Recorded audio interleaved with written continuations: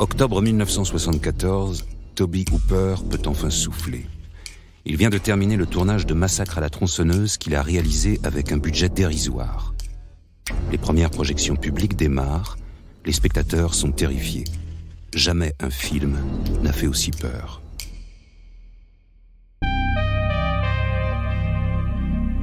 Shadows, le podcast.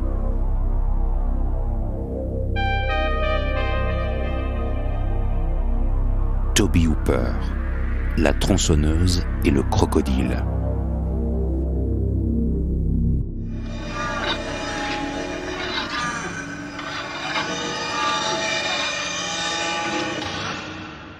La carrière de Massacre à la tronçonneuse est lancée. Dans les drive-in, le succès est immédiat. Quelques mois plus tard, de l'autre côté de l'Atlantique, le film fait un passage à la quinzaine des réalisateurs du Festival de Cannes. Même le Musée d'art moderne de New York achète une affiche pour l'intégrer à ses collections. Au même moment, la censure frappe violemment le film. En Europe, les occasions de le voir sont extrêmement rares. Il circule sous le manteau, entre initiés qui se passent le mot. L'attente est parfois interminable, et en France, il faudra patienter 8 ans pour le voir sur les écrans. Mais la censure est aussi bénéfique pour le film. On en parle, tout le monde veut le voir, et les réactions des premiers spectateurs en font déjà une œuvre culte. Tobe Hooper vient de réaliser un des meilleurs films d'horreur de toute l'histoire du cinéma. Tout participe à en faire un véritable phénomène. Succès et censure font de lui la sensation du moment. Et après ? Que faire quand on vient de signer un tel coup de maître ? Quel sera le prochain film ?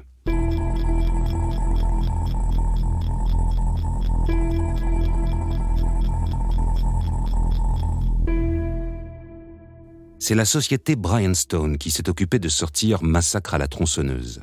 Elle est dirigée par les frères Pereino, des mafieux qui ont déjà distribué le film pornographique Gorge profonde. En signant avec eux, Tobe Hooper et son équipe ont fait un pacte avec le diable. Ils ne toucheront quasiment rien des recettes fructueuses de leur film.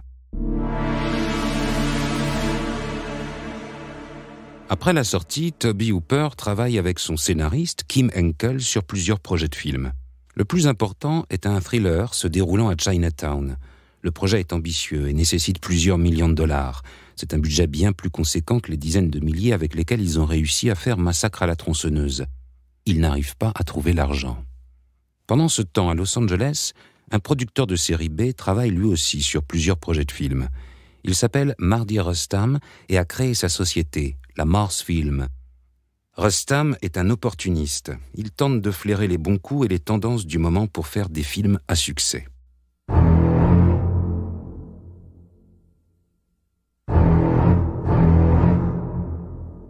La surprise de l'année s'appelle Les Dents de la Mer.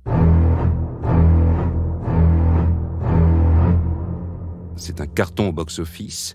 Marty Rustam décide lui aussi de mettre une bestiole effrayante dans son propre film. Il écrit la première version d'un scénario dans lequel un tenancier d'hôtel schizophrène terrorise ses clientes à l'aide d'un crocodile. Pour mener à bien le projet, il doit maintenant trouver un réalisateur.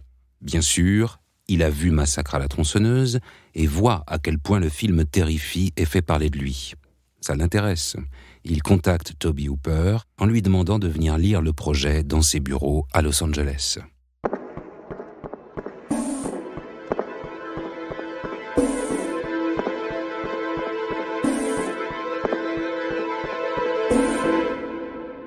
Tobe Hooper est curieux. S'il n'arrive pas à financer ses projets, pourquoi ne pas aller voir là où on fait appel à lui ? C'est aussi l'occasion de travailler dans la ville du cinéma, un rêve pour le Texan qui se voyait déjà conquérir Hollywood avec Massacre à la tronçonneuse. Sur le papier, le film n'est pas très convaincant, mais il voit du potentiel. Il accepte le projet et convoque quelques personnes de son entourage. Kim Henkel, son scénariste, le rejoint et l'aide à réécrire l'histoire. Pour le casting, il fait de nouveau appel à Marilyn Burns, son actrice principale dans Massacre à la tronçonneuse. La distribution est complétée par Caroline Jones, repérée dans L'invasion des profanateurs de sépultures, William Finlay, qui sort tout juste du légendaire Phantom of the Paradise, et Robert Englund, 10 ans avant qu'il ne prête ses traits à Freddy Krueger dans Les Griffes de la nuit.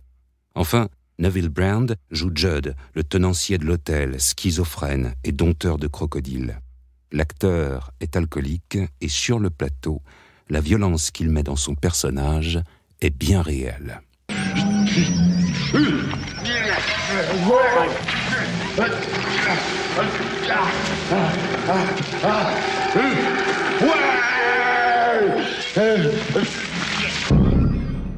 Chaque jour, l'équipe se retrouve pendant de longues heures enfermée dans les Riley Studios à Hollywood. C'est ici que tous les décors sont créés, notamment l'hôtel où se déroule la majorité de l'histoire. Ces grands studios ont l'avantage d'avoir une piscine qui sera transformée en marécage pour l'occasion. Le crocodile est réalisé avec une matière proche de l'éponge. À la fin de la journée de tournage, il doit être enlevé du bassin pour ne pas prendre l'eau. Un soir, il est oublié et l'équipe découvre le lendemain une piscine presque vide avec un crocodile gigantesque, déformé et gorgé d'eau. Ce modèle sera inutilisable pour la suite du film. Cette méthode de travail en studio marque un changement radical pour Tobe Hooper. D'ailleurs, si Massacre à la tronçonneuse s'ouvrait sur un soleil éclatant, ce nouveau film commence par un plan de pleine lune. Un film nocturne et aquatique qui semble s'annoncer comme l'opposition totale de son prédécesseur. En France, il sortira sous le titre « Le crocodile de la mort ». If you were one of the millions of moviegoers who were electrified by the unbearable suspense and sheer terror of Jaws, get ready for Eaten Alive. À l'image, les deux films n'ont pas grand-chose en commun. Le crocodile de la mort baigne dans des couleurs néon, rouge, bleu, verte, très travaillées. Il joue avec une esthétique merveilleuse et féerique. C'est d'ailleurs ce qui a séduit Tobe Hooper en arrivant sur le projet, la possibilité de réaliser un conte de fées, une fable à la manière par exemple du Magicien d'Oz. Une jeune fille et son chien arrivent dans un endroit reculé où règne un grand méchant. La référence est claire. La sorcière du conte ayant simplement laissé sa place à un psychopathe schizophrène et son crocodile.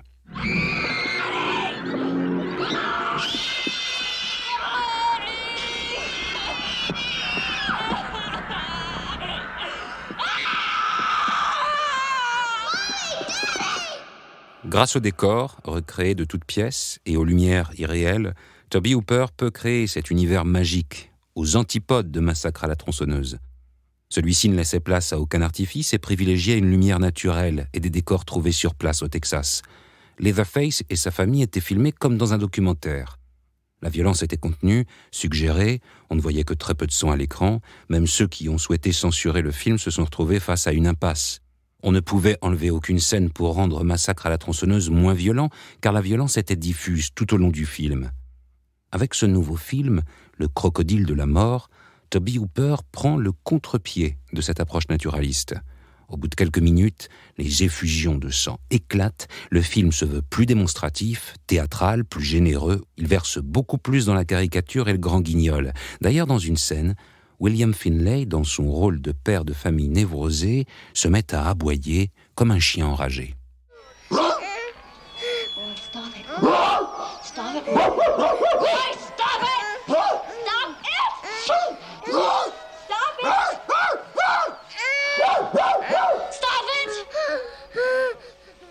Le tournage du Crocodile de la mort n'a pas été des plus plaisants pour le réalisateur. Rapidement, ses relations avec le producteur Mardi Rustam se tendent. Ils n'ont pas la même vision du film, et le cinéaste déchante de son expérience hollywoodienne. Lors des conflits avec le producteur, il quitte régulièrement le plateau. Pourtant, Tobe Hooper ne reniera jamais le film. Le Crocodile de la mort est d'ailleurs marqué par ses obsessions, ses thématiques fétiches. Nombreux sont les points communs qui lient Massacre à la tronçonneuse et ce deuxième film.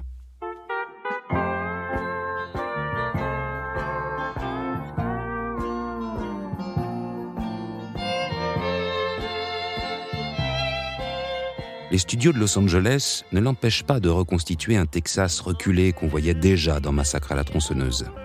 Peu importe où il se trouve, Tobe Hooper revient à son territoire et à ce qu'il connaît. La bande-son y est d'ailleurs quasiment identique, que ce soit dans la station à essence du Vieil Homme ou au Starlight Hotel, on entend souvent une radio allumée. À longueur d'onde, elle diffuse une musique country, folk. Une musique qui ancre le film et ses personnages dans son territoire, l'Amérique profonde.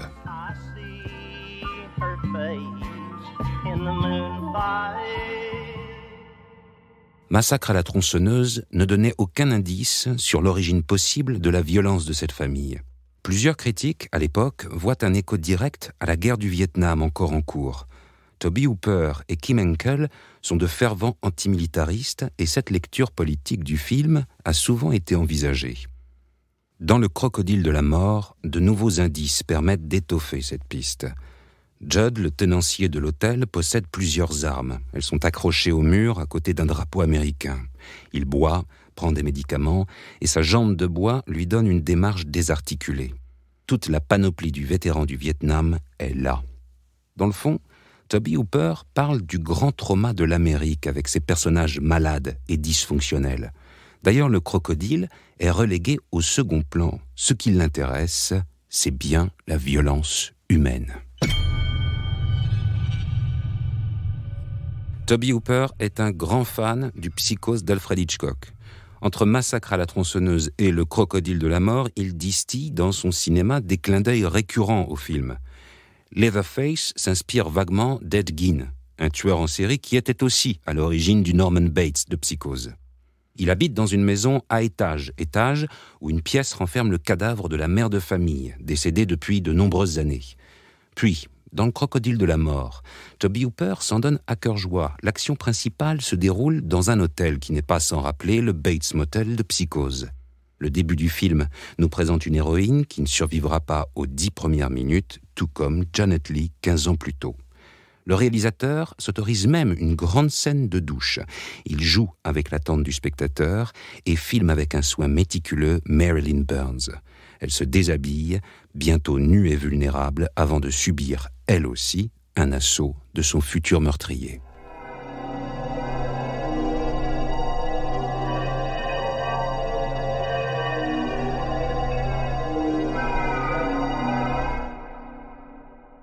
Le Crocodile de la mort sort en 1976 aux États-Unis sous le nom de Eaten Alive. C'est un échec au box-office. Pour appâter de nouveaux spectateurs, Marty Rustam tente même de ressortir le film sous plusieurs titres. Starlight Hotel, Death Trap et même Horror Hotel Massacre deviendront les titres provisoires d'un film qui ne trouve pas vraiment son public. En France, il sort en 1978.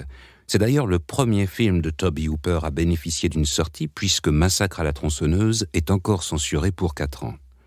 Entre l'échec du film et la mésentente avec son producteur Marty Rustam, c'est le début d'une relation houleuse entre Tobe Hooper et Hollywood. Surfant encore sur le succès de Massacre à la tronçonneuse, il rencontre William Friedkin et Steven Spielberg qui lui permettent de signer un contrat avec Universal. Certains films se font, d'autres pas. Son apogée hollywoodienne a lieu en 1982 avec Poltergeist. Mais le film est immédiatement frappé d'une controverse. Certains prétendent que Spielberg a bien plus réalisé le film que lui. Le rendez-vous avec Hollywood est encore manqué.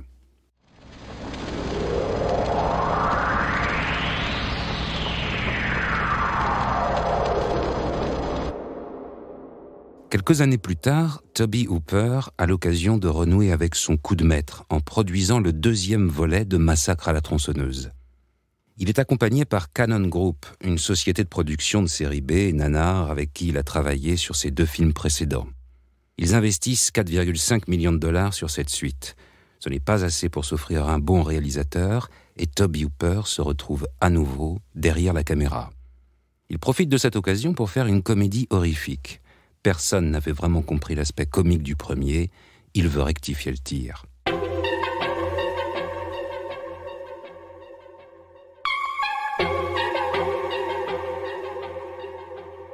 Les acteurs s'en donnent à cœur joie dans un film non sans défaut, mais jouissif.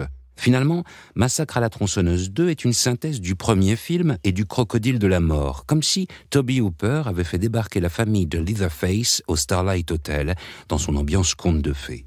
Toujours au Texas, il n'habite plus dans une maison, mais au sous-sol d'un vaste parc d'attractions, dans un dédale de tunnels et de grottes. Un décor grandiose, baignant dans des lumières irréelles. La radio et sa musique conservent toute leur importance avec un rôle plus grand encore. Le lien avec le Vietnam est cette fois-ci bien plus assumé. Il glisse aussi un clin d'œil à la musique de Psychose dès le générique d'ouverture. Bientôt, le massacre va reprendre. Massacre à la tronçonneuse 2. Un film de Toby Hooper avec Denise Hooper.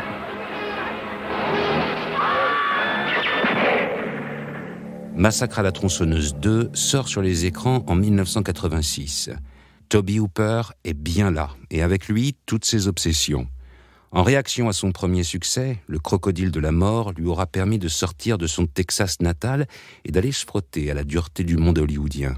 Il a appris à tourner en studio, s'est endurci et a fait évoluer son cinéma.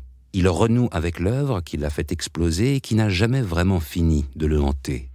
Massacre à la tronçonneuse 2 fonctionne moins bien au box-office que le premier, mais juste assez pour qu'un troisième volet voie le jour quelques années plus tard.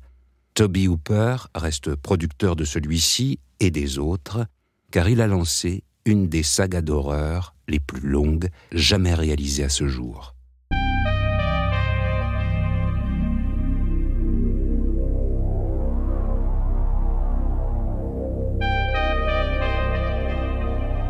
Shadows, le podcast.